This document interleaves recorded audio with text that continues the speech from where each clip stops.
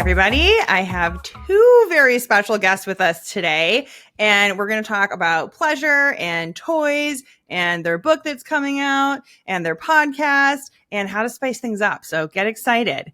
My two guests, we'll start with Amy. Amy was voted 2022's Sexpert of the Year within the pleasure products industry. She is a sex and relationship coach trained in both the Somatica and Hakomi method, a certified sex educator, lead educator for Uberlube, as well as co-owner of a mother-daughter owned online pleasure boutique called Pure Pleasure Shop. Amy has a passion for promoting shame-free, pleasure-focused sexuality education while emphasizing the deep emotional and energetic forces behind great sex and intimate connection, offering everything from private sessions to how-to workshops to erotic empowerment retreats. All right. I have so many questions already. April has been a sexual pleasure pioneer since 2008, educating people around the globe about sex toys and sexual health and wellness. She's co-owner and chief sales and partnerships officer of Hot Octopus, one of the most innovative and inclusive sex toy brands today. April is an industry personality, mentor, and ex-business 2016 Woman of the Year. April uses her fun-loving attitude, worldly experience, and quick wit to help normalize the conversations around sex and inspire more pleasure for everyone. Yay! Yay. So welcome to both of you. That was a lot. It's a mouthful, but it's a good mouthful. I know you guys are, kind of on the book tour these days and are busy. So I appreciate you making time to chat with me and my audience. But yeah, right there in the bio, like Amy, that's so interesting. You run a sex toy business with your mom. Yes, I do. We actually had a brick and mortar from 2008 until 2019. And April was the very first person that we hired there. She ran the store. She was our manager there in 2008. Yes, so April and I knew each other before that. And I was like, "You're going to work at my sex shop." And so opened that store with my mom, mother-daughter sex shop, and had 12 wonderful years in the retail side of it, like the brick and mortar side. And then we sold the store miraculously right before the pandemic happened. So my mom's like, "Oh, we should sell the brick and mortar, keep the website." So we still have purepleasureshop.com. Yeah. So it's not really us selling dildos side by side, but now over the internet world. So yeah, definitely a different relationship, mother-daughter relationship than what most people had, but it's awesome. I grew up in Santa Cruz, so it's a little different than a lot of people, more progressive. Sex was never taught shameful to me. Yeah. Mm-hmm. That's amazing. It's interesting. Like in this field, you meet some people that came from an unusually sex positive background and other people who were like, "Oh, we never talked about sex." And it's been this whole, journey. But yeah, that's super cool. So how did you say you guys originally met? We were waitressing together. I graduated from from university, in Minnesota, and I moved out to Santa Cruz. I was planning on going to law school, so I was studying for my LSATs, and I met Amy when I was I was pre-law, and then Amy was talking about she was studying human sexuality, psychology, and human sexuality, and she was only 20, she just turned 21. Mm-hmm. Oh yeah, and she was telling me about this sex shop, and I was a person that didn't grow up with with anybody talking about sex. It was something that it was taboo. It was something you don't say, and which gives Amy and I a really nice symbiosis when it comes to what we do for a living. Because she saw something in me that I didn't see back in the day, and thought I'd be really good at it. Because I do love talking to people. I just didn't know I would love talking to them about their pleasure and orgasms and their bodies. So. Yeah, really absolutely. I get that too. My undergrad's in finance. So okay now. Yeah. I get the career change. So tell us a little bit about how do you help people spice things up? I know that's one of the most common things I get asked about. And there's infinite ways to do it, but like, where do you start with people with that when they're just like, we're kind of in a rut? What do we do? That happens so often. I know I've been there in relationships of the past.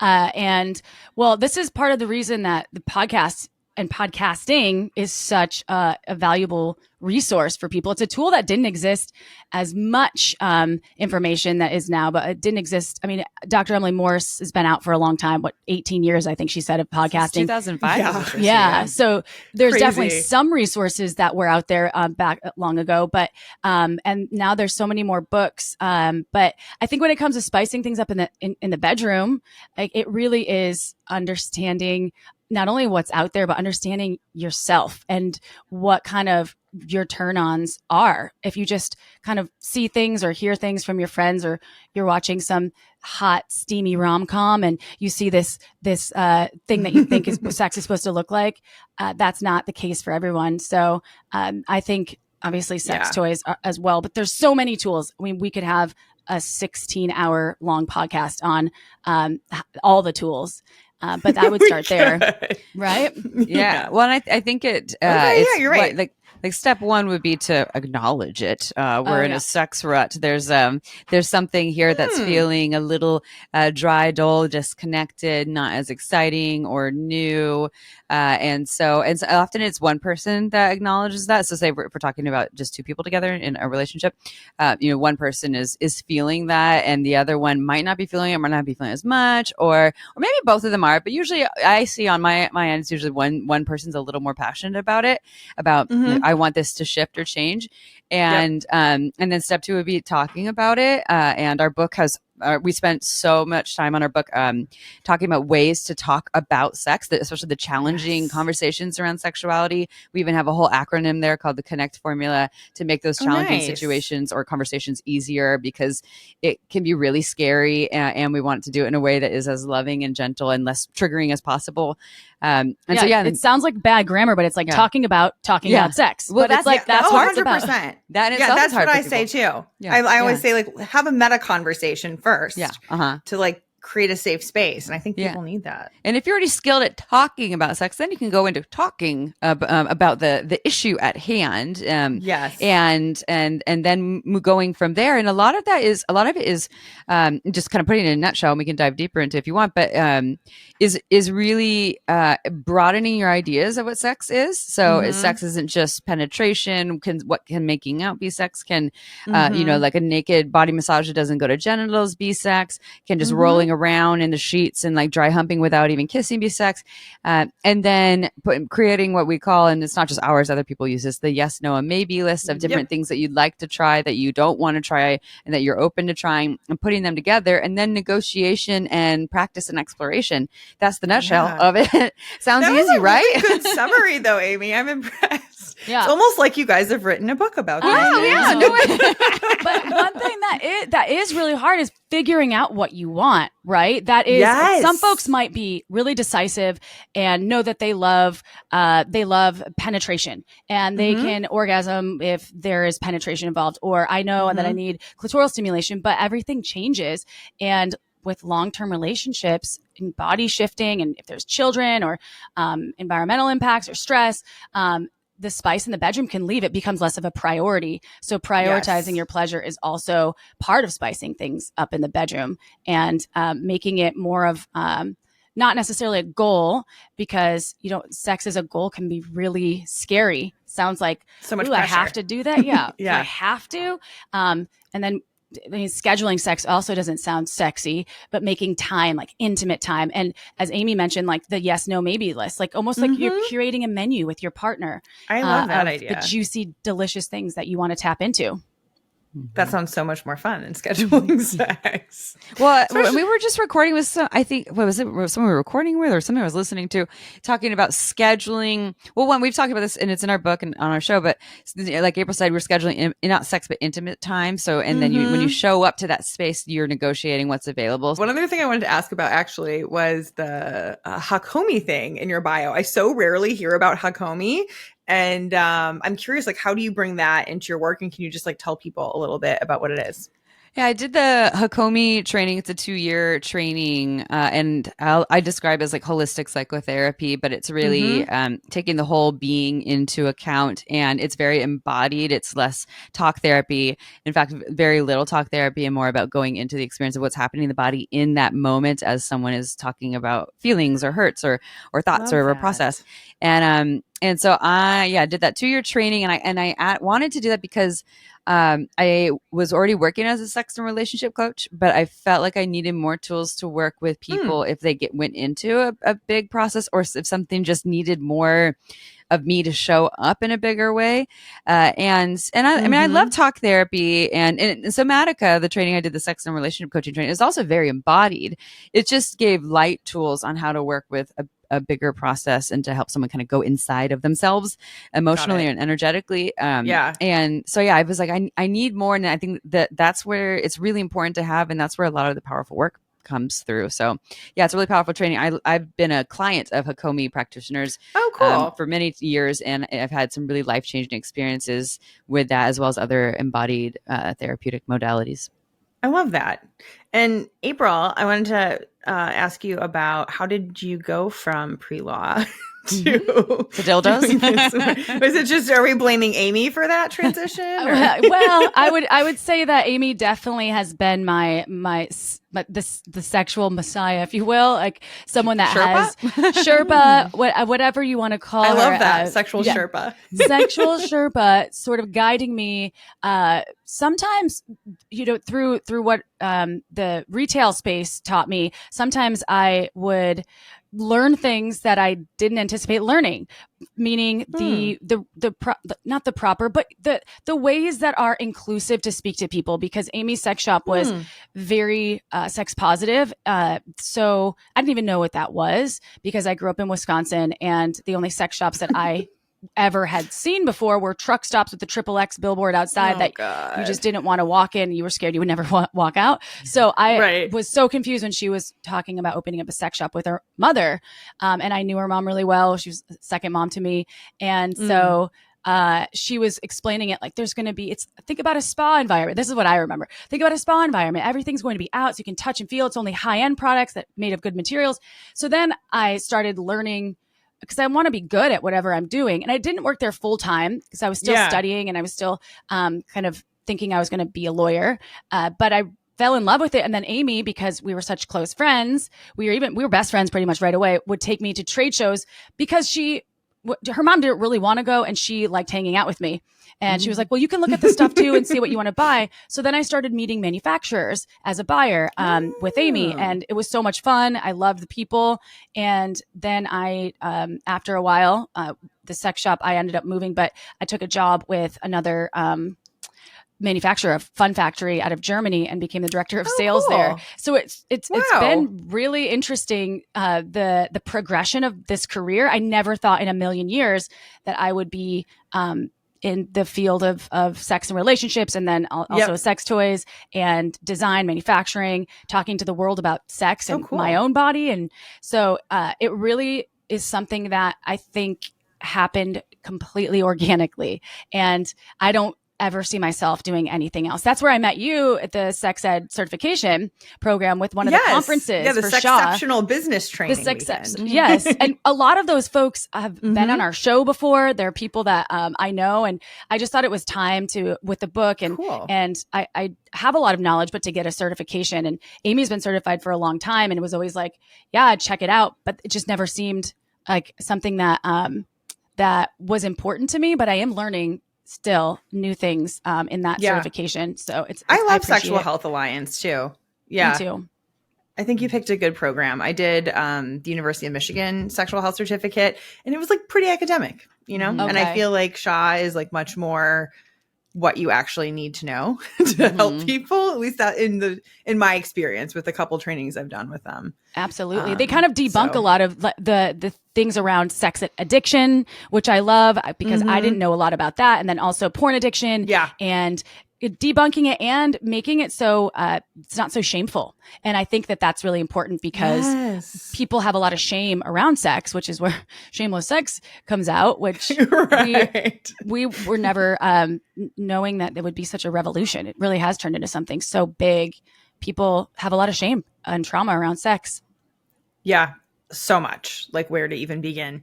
I feel like we could have, thousands more sex podcasts out there before, everyone's gotten the information they need to get. So it's good that we're starting. Yeah, exactly. So I'd love to actually hear about sex toys and sex toy design, especially. I've always kind of wondered about that. Like, how are sex toys made, and how, especially because it's not something you can really like, oh, I'm just going to try this out and return it, So like, how do you make sure one is like designed well for your particular anatomy? That's a great question. So there's no way there's no possibility of one sex toy being perfect for everybody.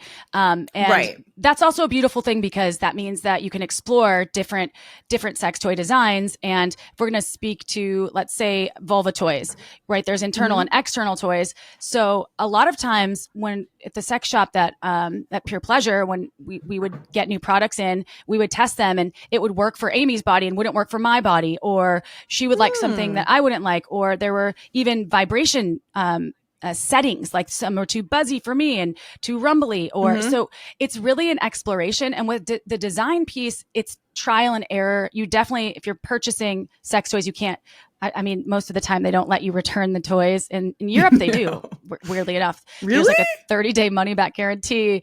And I don't know if they actually ask for them back. They might, but you can return your sex toys. But in the US, it's very much, it's very different to that. So I'd say that when I've helped design sex toys, I would design toys for my body. And then we will expand certain pieces of those.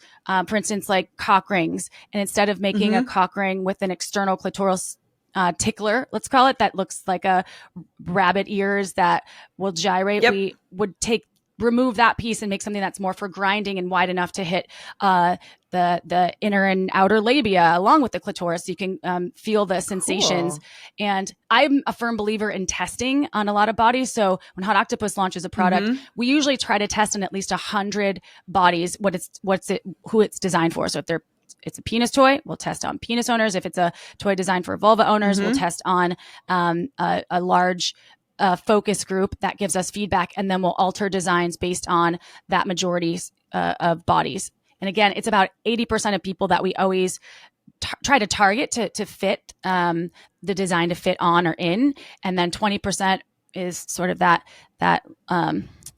unfortunately, this might not fit for them. And I'm like, I'm sorry. Right.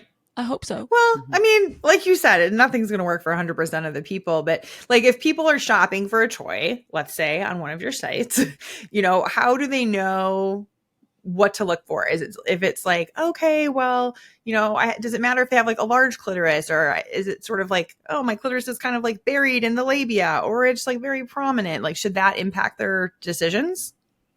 In terms of the toy that they buy, I think it really depends. So the beauty of the modern technology that we have with the interwebs these days is a lot of the online websites, including Pure Pleasure, have specific categories. Like we have Shameless Sex favorites toys as a category on purepleasureshop.com. Fun. And there's almost every kind of toy in there, so you can see what we recommend. But it's a wide array of things, right? So April's more of a wand style human. She likes wand style vibrators that's used for external use. I like more air pulse technology, also used for external use too.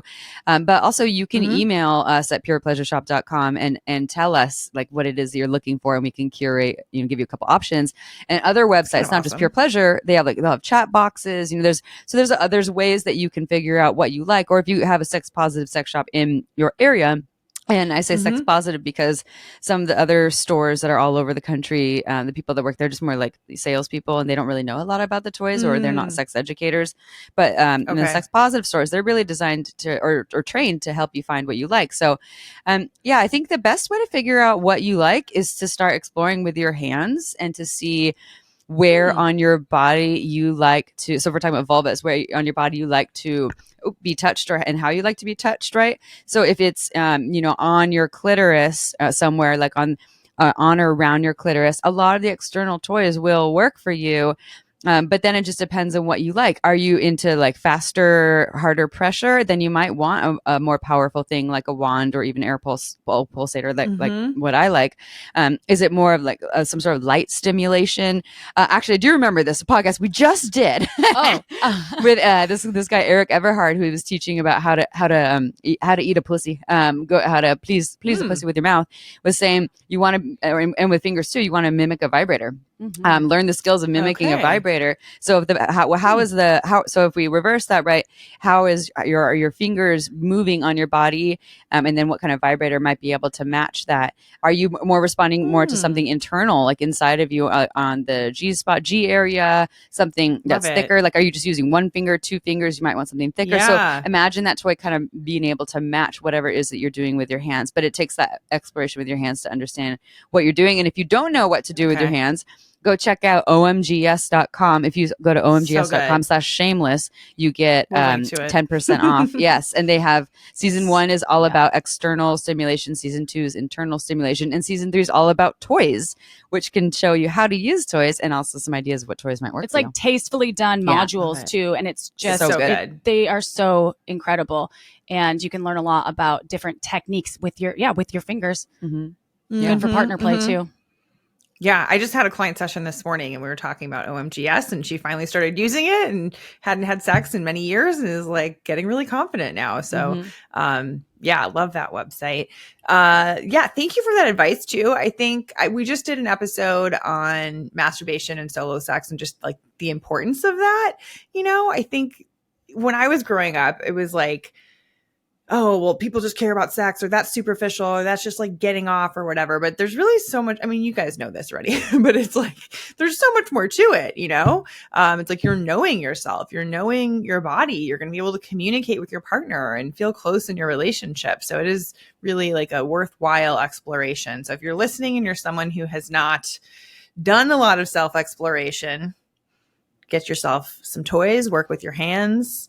If you have a partner who, you know, is going to give you oral sex, play around with it. I actually love the idea. I'm curious if you guys have ever recommended this, of like experimental sex. Like, I think when people are just having sex, there's a lot of pressure. Like if they try something new and it doesn't go well.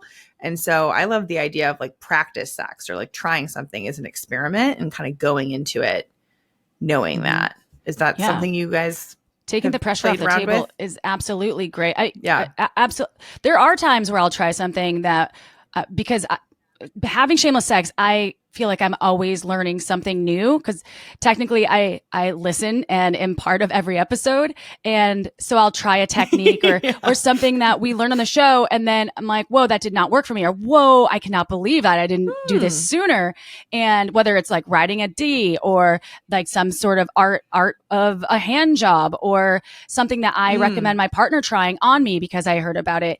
And I think that not being too hard on yourself if something doesn't lead to an orgasm, and having orgasm not be the end goal. Just have it be this journey of whatever, of playfulness. And playfulness is something that Amy and I have, naturally, we're very kind of funny, weird people that are like quirky. And I think putting the play in sex can be really fun, and also doesn't have to be so serious and so I don't know, like I don't consider myself sultry or sexy, and when I think I have to be that way, I get really nervous, or I kind of shut down. So just putting the play and treating it like it's like you're having fun on the playground that is your partner in your bedroom.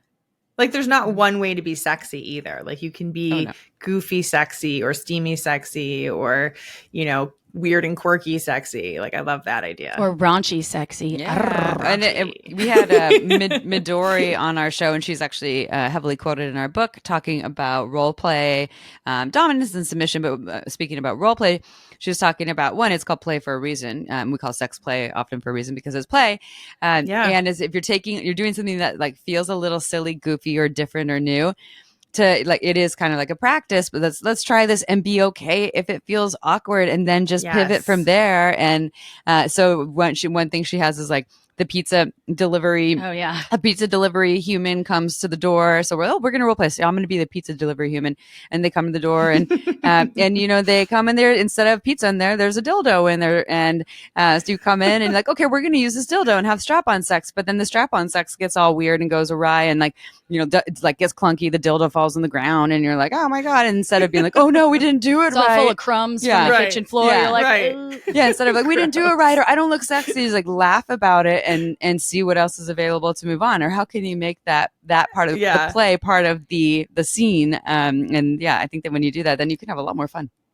I think so too. And I love that idea of like normalizing laughing during sex. It's like sometimes sex really is pretty absurd and ridiculous. Mm-hmm. Yeah. Oh yeah. My sex definitely can be like, really? That's what's happening? Oh my goodness. I try to throw in an accent and then I'm like, nope, this is not landing. No, I gotta change gears here. I would be so bad at that one too. So I'm curious. I mean, obviously you guys have learned so much through your sex toy businesses, through the podcast, through being educators.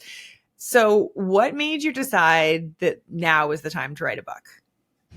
We were like, we want to be really stressed out. No, The just kidding. book also kind of found us. It did. Yeah. Well, both of us wanted to write a book. Yeah, for many years. We actually were like, oh, when I was a kid, I wanted to write a book when I was older, and both of us feel that way.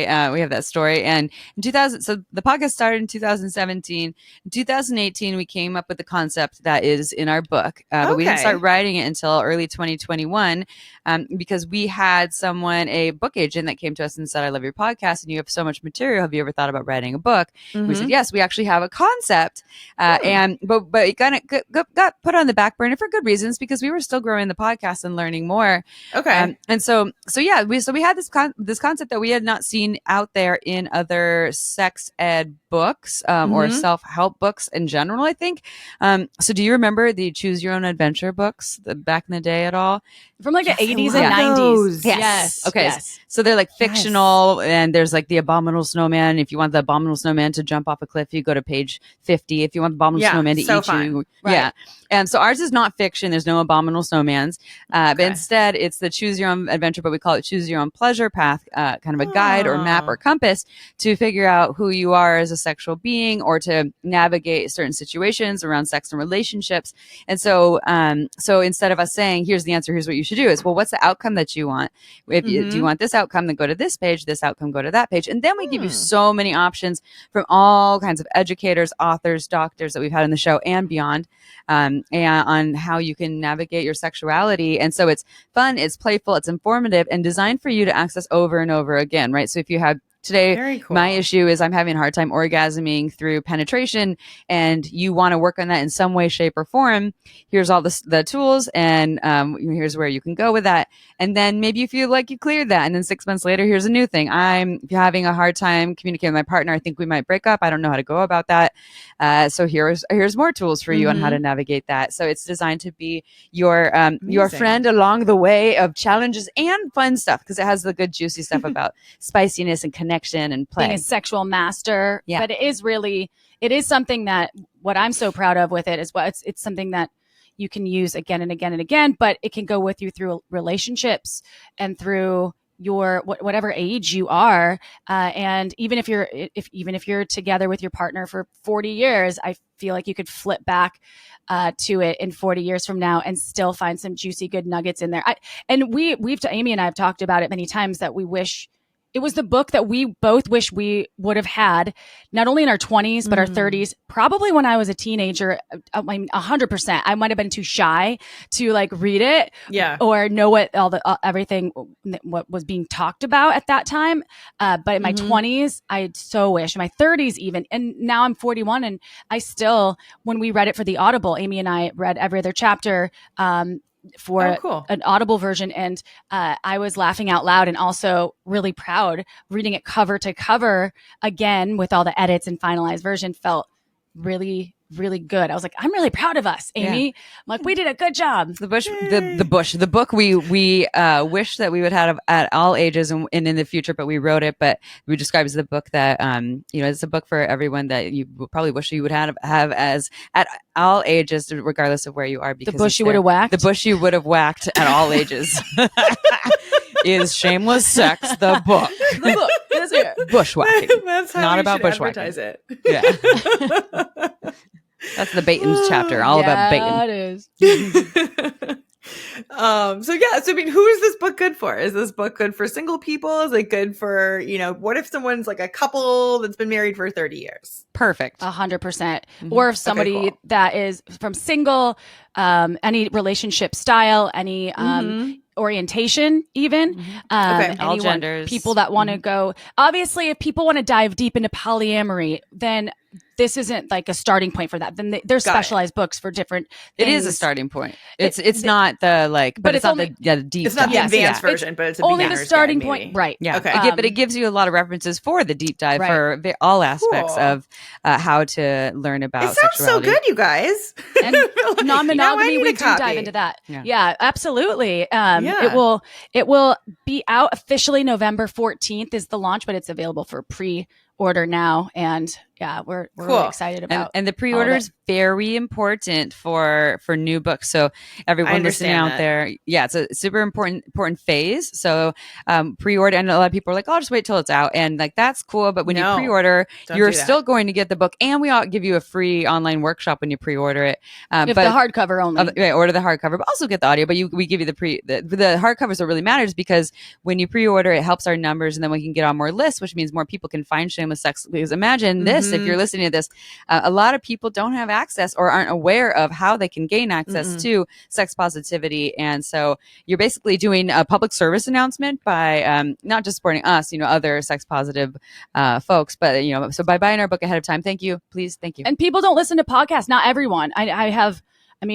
My dad still doesn't even know what the internet is, right? He is like, "What? How do you have the email?" I mean, it's crazy. That's like my dad too. It's so embarrassing sometimes. He's like, "How do I order your book?" I'm like, just build a fire outside, Dad, and then hope that the smoke signals will reach a bookstore somewhere, and someone will deliver it to you. I'm like, I got it, Dad. Don't worry I'll about order it. it for into you. The cloud, Yeah, he might not even have a credit card at this point. I swear. It's all cash. It's all cash. No, my dad doesn't have his password to the App Store, and so we can't get past any of that. I bought him an Audible membership, and he was unable to use it. Yeah. The parents are I so know. special. But my dad does need the book, and I did buy him a copy myself, and it's going to his house. So I'm like, Dad, just read the book. Okay? That's so cute. Yeah. He needs it. I love that. So it sounds like you're bringing your parents along on your sex positive journey. Oh, yeah. As my mom's been on the show with Amy and I, we had a mom episode. And my mom worked at a church for a long time, and she was so funny and so embarrassed. She is like now become the 18-year-old or 19-year-old in our relationship with sex. She's like, "Oh my God, I don't know if I can't tell you about that." I'm like, "Mom, I'm not asking for details. I'm asking if like, are you having a masturbation practice?" And she turns bright red and just can't even believe that I'm asking her this. I'm like, "Okay, well, I'm sending you a bunch of sex toys and a book." And if you like anything specific, then let me know and I'll tell you other things that you can get. So my mom is also the 18-year-old, but she's the 18-year-old who's really excited about sex and shares a little too much with me. Which I understand she's why. Newly single-ish. She's now. newly single, 72, and smoking hot. 72 and smoking hot. I want to reiterate this. Unbelievable. Having a blast. I and I understand why she would think that, we own online sex shops together. Yeah. And so we talk about sex, but there is a fine line between mother and daughter. Like, I did not want to hear about the sex you had the other day and how your pussy is raw, about all the dicks that you suck. She doesn't say dick, but all the cum that you had in your mouth, and if you need to go and get a throat swab. And Amy has a capacity to listen to other people say that.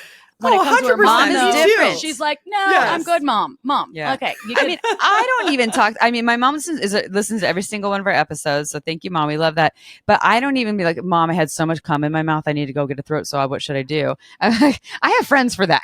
Right. A little different. Yeah. Exactly. Right. You've got April. Yeah, exactly. Yeah. Or I have the internet so or funny. the podcast. Yeah. Oh my God. So I went through this too. So my mom got divorced when she was about 60 and she started dating again at 62. And I had recently like become a sex therapist. And initially she was like, oh, that's weird. And I was like, okay, I don't really need your approval at this age, but thank you. And then she found herself dating and having questions and She's becoming like, I'm much glad more my curious. daughter's a sex therapist. Free Yes. therapy. Yeah. Was there ever too much? Did you get the too much? Like, oh, mom, that's a bit. Yes, I hard. relate to what you just said, Amy, because I was sometimes she's like, well, Heather, I don't want to hear details. And I'm like, listen, I'm not the one oversharing here, just so we're clear. Yeah, that's you, mom. So, yeah, but she was supportive when the podcast launched, and she would like listen and take notes with her friends. It was the cutest. I know. So yeah, I feel like we've come a long way on our sex positive journey together. So I think it's cool though, and I think it's like a good message for people to hear. One, that like you can be sexy and hot as fuck, like your mom, Amy. You know, my mom was also gorgeous. Like, you know, at any age. Like, you know, I'm very excited about The Golden Bachelor. I don't know if you guys have watched I saw the kind of whatever the album cover is on when I was scrolling and I was really stoked that there's now what's the Golden Bachelor? It's someone like old, like he's a 71-year-old dude. Oh, he's very attractive, he's like and then super attractive, just like so kind, widowed guy, and he's dating all these women between like 60 and 75, just like the regular. I hope he chooses the 75-year-old. Choose the 75-year-old because there's like so my mom's talking about this in the dating world about how like, you know, she's, and maybe it's with your mom too, like for 72, my mom is a very youthful person.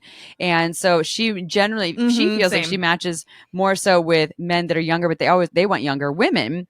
And so to like, you know, a guy that's 70 to a 72-year-old woman's wild, even though like energetically they're totally on the same page and probably physically too. But there's this idea that I'm supposed to date the younger lady.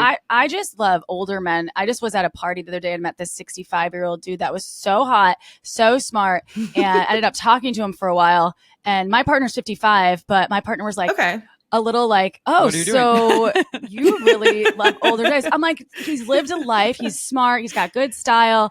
And he was talking to me openly about sex. And I thought that was really cool. And I can't imagine dating someone my age right now. I just don't think it would be for me. I'm 43 and I have never really dated much older than me. So I feel like I'm probably more often dating people like in their late 30s. Yeah. How old are you? Maybe I'm missing out though. 43. 43. Oh, 43. You said 43. Okay, yeah. 43. Yeah. I think so, but you know, here's the thing. We can be, you know, an age and be older or younger for that age though. And so like it just depends. It's on life experience. It is so many factors there. I've met people that are 35 that are more mature than 45-year-old people that I've met 45-year-olds that are like, you know, seem like so, you know, all different ages, just like so wise or so young for their age. But I do think life experience matters to be able to like meet each other in that. Like that didn't matter when we were like 20. Like we don't really have any life experience, but as we get older, I think life experience does matter. And it just depends. I feel like that's why you can't go too young, especially when it comes to sex. It's like, you know, sometimes my friends will make comments, especially if they're like recently single, like, I'm just going to go have sex with some younger guy and just like get something out of my system. I'm like, I don't know if it's going to be fun if he's like in his 20s. I was a lot of teaching. I was 33 when I got a divorce. I was about 33 and I went on a single sexcapade all across the world because I was working all over like in different countries. And I was at a club in Chile and ended up hooking up with a guy who was 18 and I didn't know he was 18. He had a mustache. And at least he was 18. I was like, I need to see your ID first of all, because if you are 17, because that made me so anxious. I thought he was at least 22 because in Chile, you don't have to be 21 though. I didn't take that into consideration. And that's where it got me. That's where that's why I didn't ever think that he could possibly be younger than 21, which was still for me. I was like, if he's 21, that's great. And then I was like, you're 18. So you're 15 years older than him? I don't know the calculation, but we're still, friends on the social media. Yeah. Okay. He was awesome. He thought I was great. I showed him some things. I'm sure you showed him some things. Introduced him to sex toys. And I was like, he'll never be You're the welcome. Same. That's awesome. So I want to be respectful of your time too, especially because it's a crazy week, but, anything else that people need to know about the book, about the podcast, Shameless Sex, about spicing it up? final words of wisdom, Spicy. encouragement? We have, so if you go to our website, shamelessex.com, we have our newsletter list. We don't use it that often. We send out like one newsletter a month at the most, but we give away 60 plus free tips when you sign up. It's just your email, 60 free tips on how creative ways to spice up your sex life. And so it's everything from like decorate your kitchen to like a theme, like it's like Italy for the night. And, and you know, it's like ways to just, because we like newness in relationships. It doesn't mean we have to go full non-monogamy, but we like newness, and even little subtle ways of shifting things can feel new. And we like to experience it, and also, you know, we like to create it. And I think a lot of people just start to say, well, you know, we've been together for a while. I've known you kind of like the back of my hand. And they forget to be curious and creative, and curiosity and creativity are really important for keeping things juicy, exciting, spicy. And it really doesn't take that much, right? You don't have, it doesn't have to plan like a whole sex weekend. It can be something you do in 20 minutes. And, you know, maybe a couple days a week or one day a week is better than none. So, I would suggest going to check that out and just starting to put those into action. And making it fun and playful, and, staying open to the possibilities.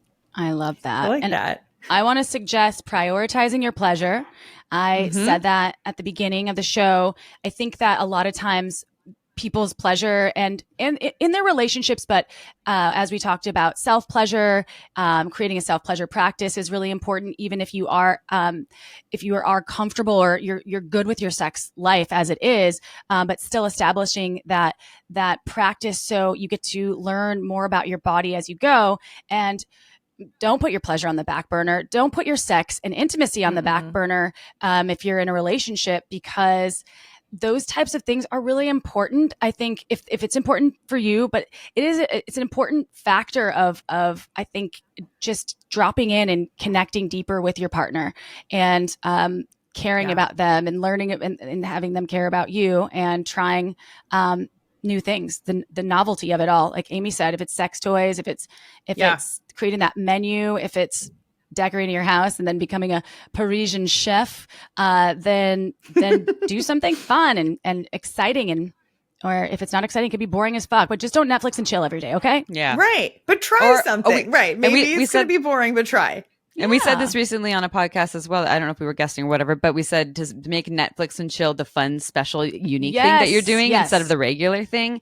Like you know, you Netflix and chill on your Friday and Saturday. You Netflix and chill, but Monday through Thursday is when you're actually like connecting or doing or whatever days you want to choose. Yeah. But making that like just like when kind of zoning out is the special fun thing, and then doing something that takes a little more effort and energy as more of like the regular way of being. Sounds exhausting to some people, I'm sure, if you have kids and things like that. And I know we all need our downtime, but if you have time to scroll, if you have time to scroll and you have time Instagram, you have time to drop in, and be intimate. And there's so many resources, like you mentioned. So I'm going to link to your 60 ways to spice things up. But basically, it's like if you're listening to this show, you probably have the intention to spice up your sex life. But now is the time to turn the intention into action. So we're going to make it as easy as possible. We'll link to the book. We'll link to your website. We'll link to the 60 ways to spice things up. And of course, your podcast.